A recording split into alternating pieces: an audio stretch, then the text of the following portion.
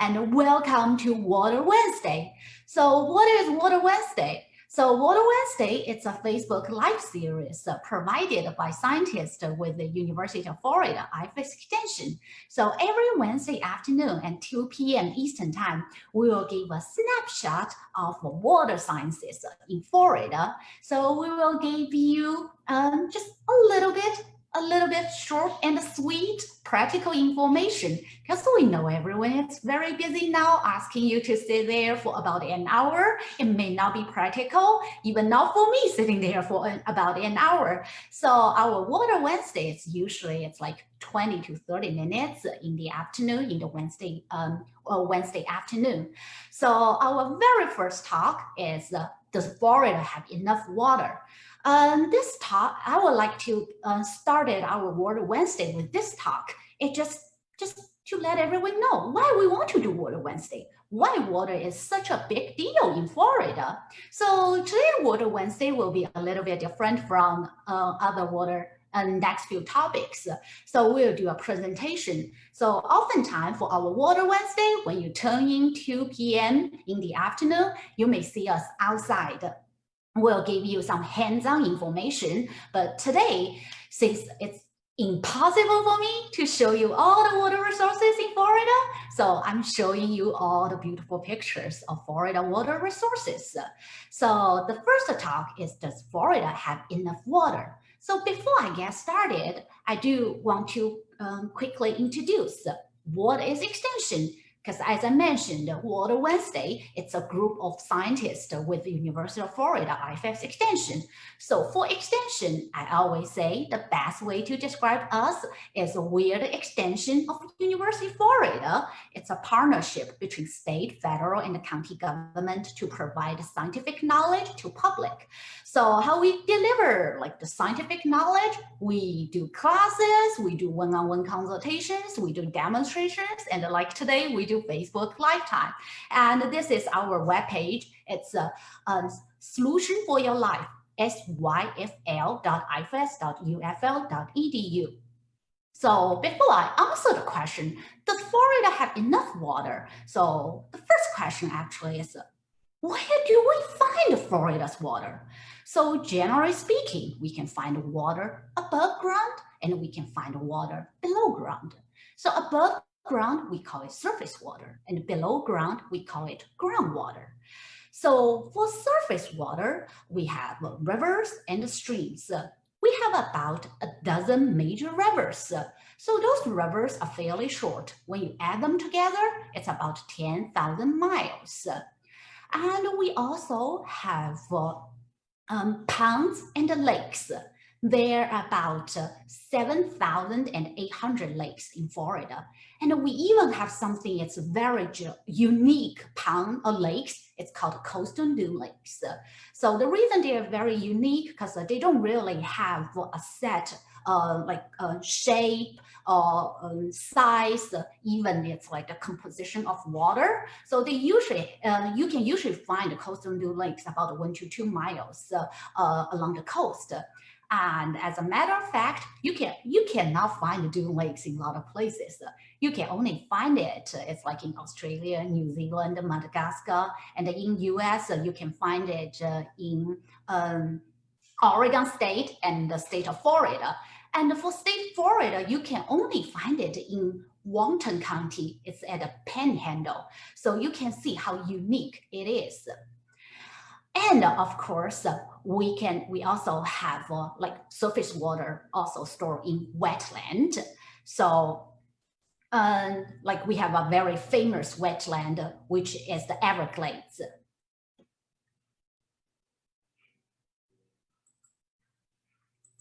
And of course, Florida, 3 sides surrounded by water, and we have beautiful oceans.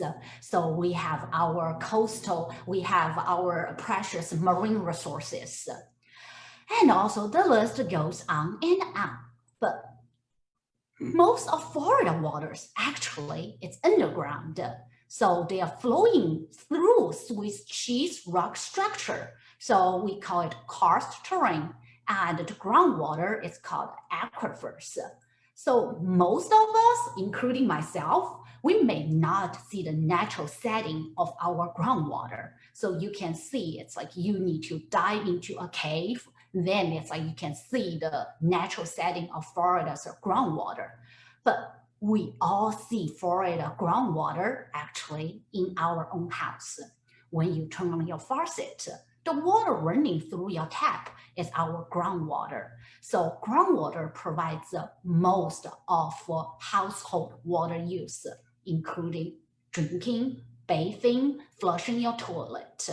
And the reason for that is, generally speaking, groundwater requires a very minimum treatment, not like surface water, or even we say it's like Florida's three-sided surrounded by the oceans. But in order to use our ocean water, the seawater, we have to use desalination to remove all the sodium in water. And that process is not just only expensive, and it's also very resource intensive. So this is some statistics about Florida groundwater. You can see it's like we have about a dozen of major rivers, but even when they add them together, still cannot be comparable to the daily flow of the groundwater. And for surface water and groundwater, actually, they are not disconnected. You can find the interaction between surface water and groundwater. So one way for surface water to become groundwater is called swellings. And the other way around is groundwater becomes surface water, which is the way we are all we all know it's called springs. So Florida has the largest concentration of springs in the world. We have more than 700 freshwater springs. And we also have more first magnitude springs than any other states. And the first magnitude is measured by the daily flow. So it's more than 64 million gallons per day. Then it's the first magnitude spring. So I'm closer to Silver Springs, which is also a first magnitude spring. And for Silver Springs, the daily flow, it's more than 300 million gallons per day. So we talk about our surface water, we talk about our groundwater. Seems like we have a lot of water resources, right? But then we look into our water resources. So like I mentioned at the beginning, groundwater is used for drinking water in most parts in Florida. And the reason is the quality of groundwater is among the best. So Floridan Aquifer is the major aquifer in Florida, and especially we use Floridan Aquifer. It is one of the most productive aquifer in the nation. So far the water quality is, we call it relatively good, because we've seen some issues it's with the nitrate concentration, and we see it's higher, it exceeded than the criteria for water discharge from springs. So we go through all the water resources in Florida. Then, just like I said, it seems like we have so much water resources, right? Why water is such a big deal? Why it is a concern? So do we have enough water? So let's look at this map. So this map on your left hand, you can see it's this map is the land projection comparison actually from 2010 and the projection in 2070. So you can see a lot of red dots. So the red part means it's a protected land. So on the left hand side, it's the current, it's the baseline 2010, and you'll see the population is about 18 million. And on your right hand, you can see it's the projection in 2070, and the population will be 34 million.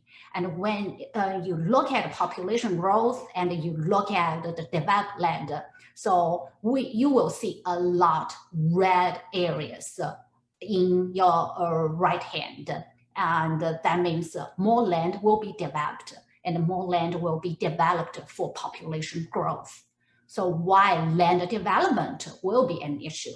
So of course, we know it's like when population increase, it increased the water withdrawal. So look at the statistics from 1950 to 2010, population increased by 580%.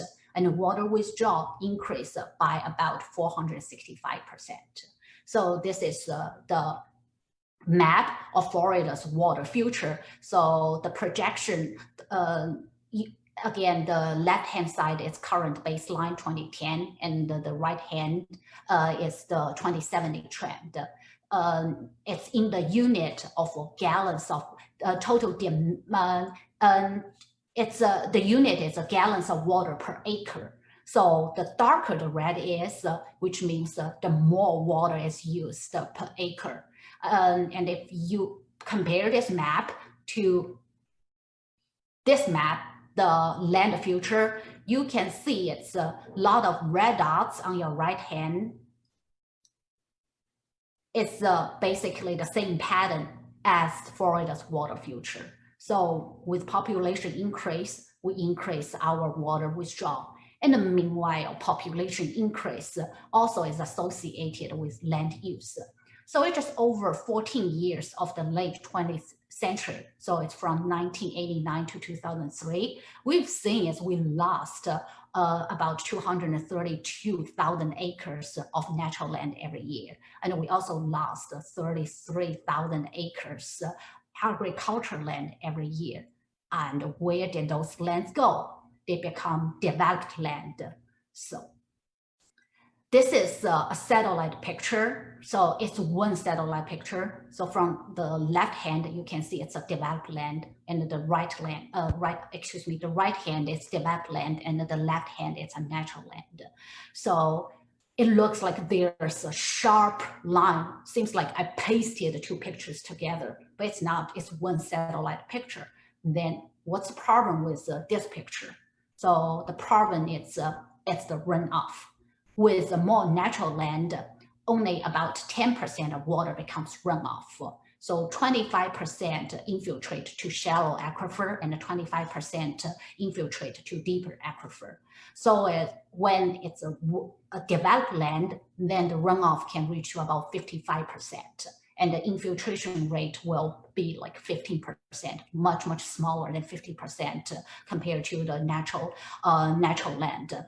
And so the increase of runoff also brings the pollution problem. So it's called a non-point source pollution. So you can see those can be the contaminants in runoff, including sediments, bacteria, fertilizers, pesticide, oil, grease, antifreeze, metal, toxic metals, cleaner, and even litter. So this is the map. It shows, I cannot remember which year on top of my head. I believe it was 2018. So it's almost 2,600 water bodies are listed impaired.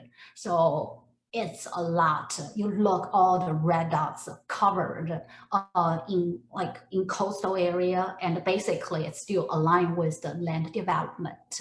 So you can see a lot of water bodies, they are impaired by different reasons. The top three, it's passengers. So we've seen on news, it's just like bacteria close the beaches, and also for nutrient. So it's elevated nitrogen and phosphorus. And the third is mercury. So then we go back to that question, does Florida have enough water? So I want to know what's your answer. Does Florida have enough water? So the short answer is, if we don't change our current behavior, so if we should do the answer is no. Florida won't have enough water, or Florida will not have enough available water for the population growth, for the current lifestyles and how we use land. So that's the short presentation of does Florida have enough water? And let me get on my Facebook, see if I have any questions here. Okay, so seems like I don't have any questions right now, but again, if you have any questions, you can just post it, just write it on the comment. So then just a quick of the next one.